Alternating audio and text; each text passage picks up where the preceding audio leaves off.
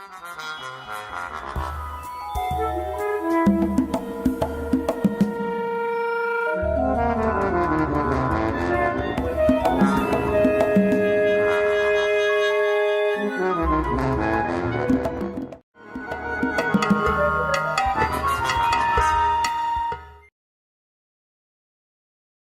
you think, well, you have already answered some way to my question, but do you think that once the big issues, so the separation is solved, do you think that you can recollect everything from where you left?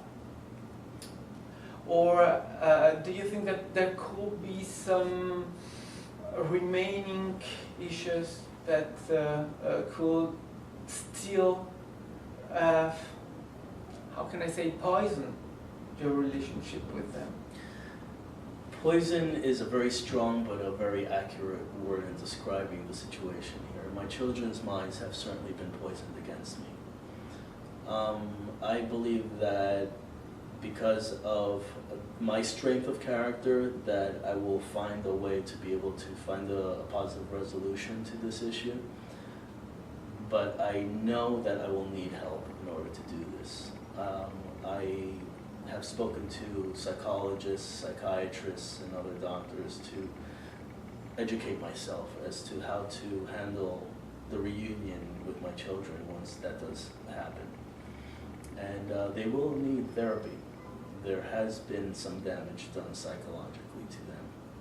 How do they regain my trust after hearing that I am a sinful person, that I'm a bad person? How does Daddy become good again? How does Daddy become that safe haven for me, the child? So these are all things that I've taken into consideration and have spoken to experts about. And I do believe that in the end, as again, I am very optimistic, I believe that not only will we regain where we left off as a family unit, but I believe that we will actually be even better, because we will all have grown from this experience and be able to live our truth as a family. Well, I can say through my own experience that what you described there is really very similar in the process and in the feeling, in the way the child reacts and the anger that he or she can feel against the father or the mother. Right. Mm-hmm. No. I had this anger against my father that wasn't my anger, but it was created by my mother, and it didn't take away the love between me and my father. And eventually one day I realized how wrong I was in all this process and all this mess up that we had.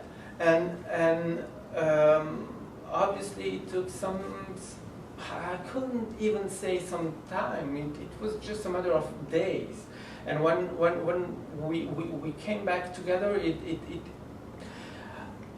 wasn't something that could keep us apart, but we just had to forget about the months of separation, and then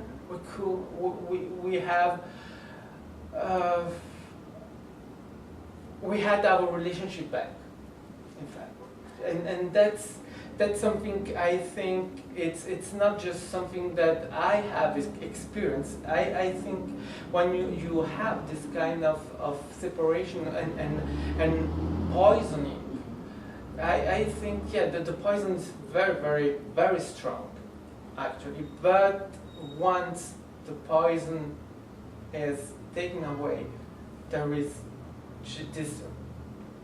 you realize that's it. I was wrong. I completely understand that, and what I have to say to that is that it gives me a lot of hope to know that. However, I think of your father, and I say to myself, I wonder how Massimiliano's father must feel today, knowing that there was a void in his life and his relationship with his son for so many years that he could have been participating in. And that's what I'm working and fighting so hard for, is so that I don't spend the next 5-10 years of my life and my children's lives apart. I don't want to wait till my daughter's 18 or 21 and have this conversation where we say, you know, it's water under the bridge, as we say here in America, you know, it's in the past. I want to be able to go to her school events. I want to be able to take my son to what we call soccer, football practice.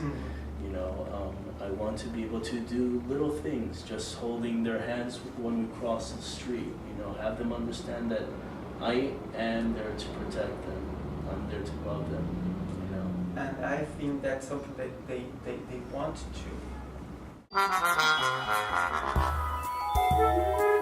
to.